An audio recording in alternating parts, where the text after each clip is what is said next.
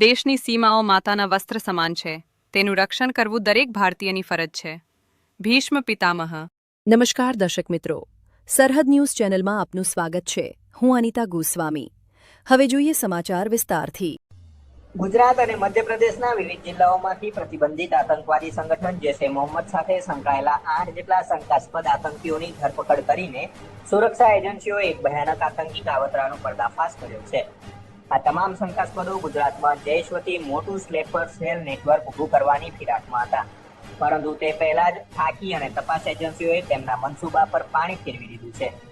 સુરક્ષા એજન્સીઓ અને પોલીસના સત્તાવાર અહેવાલ મુજબ આ શંકાસ્પદ આતંકીઓ ગુજરાતના જુદા જુદા જિલ્લાઓમાં ધાર્મિક સ્થળો અને સોસાયટીઓની આડમાં સામાન્ય નાગરિક બનીને છુપાયેલા હતા, જેમાં સૌથી મોટી એક્શન બનાસકાંઠા જિલ્લાના મુખ્યાલય પાલનપુર ખાતે જોવા મળી છે, જ્યાં બાગલ વિસ્તારમાંથી 3 આરોપીઓને દબોચી લેવાયા છે. આ ઉપરાંત પાટણ જિલ્લાના સિદ્ધપુરમાં આવેલી એક મદ્રેસામાંથી પણ અન્ય 3 શંકાસ્પદોની ધરપકડ કરવામાં આવી છે. જ્યારે દક્ષિણ ગુજરાતના નવસારી જિલ્લાના ચીખલી પંથકમાંથી એક આરોપીની અટકાયત કરાઈ છે.